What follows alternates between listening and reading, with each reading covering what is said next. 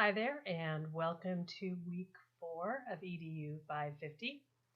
I got a little bit of feedback on my videos from my husband, who said I need to not be reading them as much. So I'm going to try this one a little bit more off the cuff, and we'll see how it goes. This week 4, when you finish it, you'll be halfway through. I know that all your classes go quickly on the 8-week courses, but this one just seems to be flying by. However, I have really great news for week 4, and if you've already peeked into it, you know there's no assignment due at the end of this week. So there's just your discussion board for this week. And I know you're also doing another class alongside this one, so it's a great time to spend the time you need for that class. Of course, you're welcome to look ahead, start looking again at those group assignments in that mini lit review. There is some reading to do this week. I'll talk about the chapter reading in a minute. But when you go into week 4, you're also going to see 3 articles. Those articles are on the Common Core State Standards. They are kind of precursors leading up to, and possible resources leading up to your mini lit review. So what I'm going to tell you to do for this week is don't necessarily read those page per page. Don't print them and mark them up. Go ahead and open them, take a look at what's there, make a mental note or a little written note of how those might serve you in your mini lit review. But for this week, what I really want you to concentrate on is the chapter 8 reading, which is going to help you with your rich discussion post.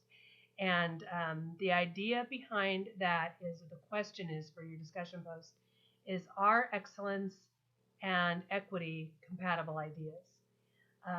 As you read through the chapter 8 material, you're going to see exactly where this comes from.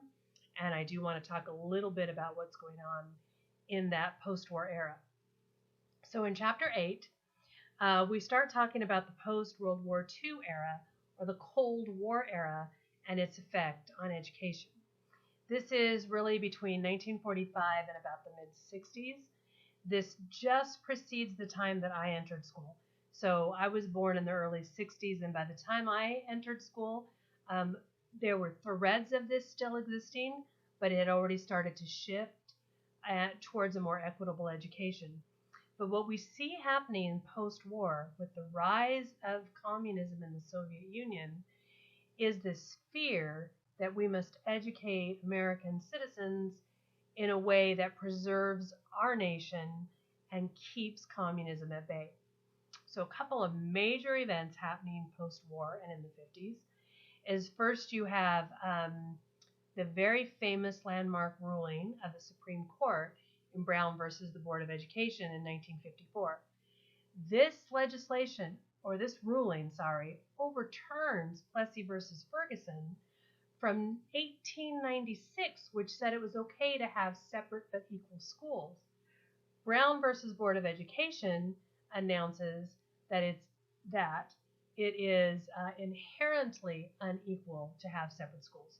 Separate is inherently unequal for education, the court said. So enter the age of integrated schools. All this is just going on in the background, and in the meantime, in 1957, Sputnik, or Russia launches the Sputnik, and there's mass panic in the United States that we are not doing a good enough job with the math and science education of our students. And so suddenly there's this National Defense Act that requires math and science teaching to kind of be upped in the schools. Sound familiar, right? Whenever something major happens in the world, suddenly it becomes the burden of the education system to educate the kids to meet that need. Well, into this kind of what they call the cloud of fear and dread and loyalty oaths, which affected teachers as well, by the way. And do you know that it's still on the books that if you are a member of the Communist Party, or a known member, that you can be fired for that under Education Code? That's one of the grounds for dismissal. We haven't seen any of that lately, but it is still there. It's still on the books. And this was the era when all of that came to be. So into that enters a man named James Bryant Conant, who is Harvard educated, a chemistry professor, and eventually becomes the president of Harvard.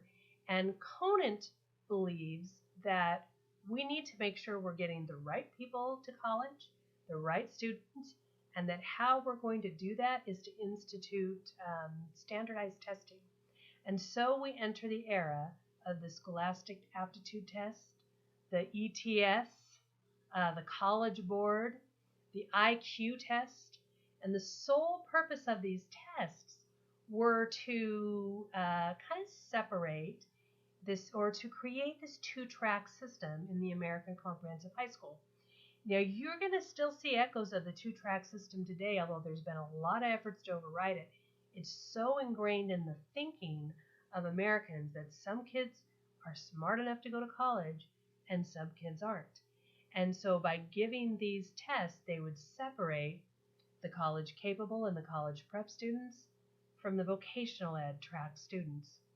Now, the problem with this is your inner city schools and your minority students were starting to get all tracked on the vocational pathway, and you had this unintended consequence of the rise of a minority class that was all vocationally educated, and an elite white male class who was going to college, maybe about 11% of high schoolers going to college, which Conan thought was a great idea. You only want to educate the most talented and the gifted. And the women? Well, who cared, right? I mean, who cared what girls were doing? There was home ec for them. Nobody was pushing them into college prep, although there were women who went to college. Now, by the time I got to college in high school in the late 70s, there were much more opportunities for women, although no one was pushing me towards math and science. No one ever told me I was good in those areas. There was still, that was for boys, and girls could be teachers or nurses. I don't regret my decision to go into teaching. It was a great decision for me. But other things were just not as readily available back in those days. And Conant clearly said, basically threw out the women educated statistics. Like, we don't care what women are doing. That's just not important to us. So then we have this idea of this elite male class and the question then of equity versus equality. So Conant clearly thought that or excellence, I'm sorry. See, this is what happens when I don't have notes. Excellence versus equity.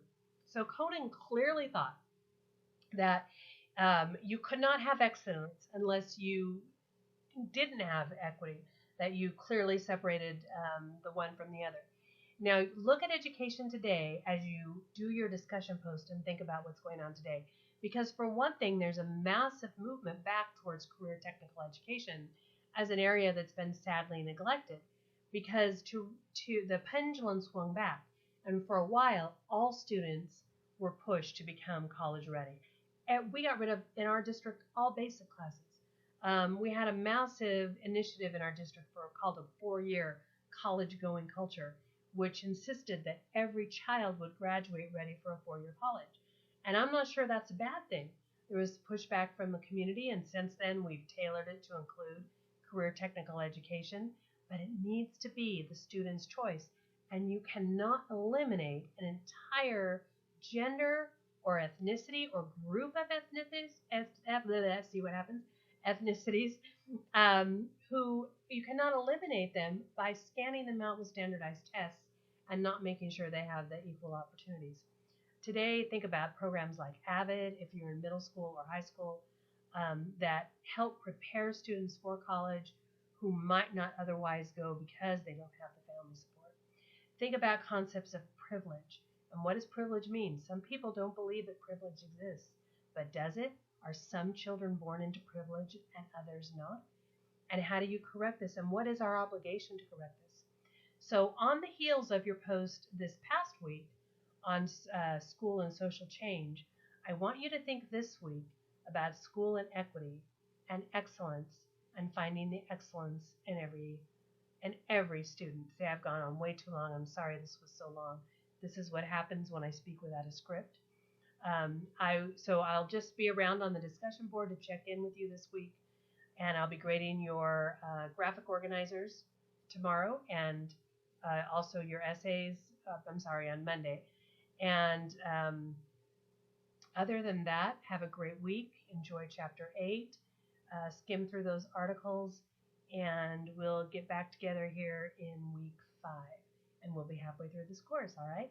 Have a great week. Bye.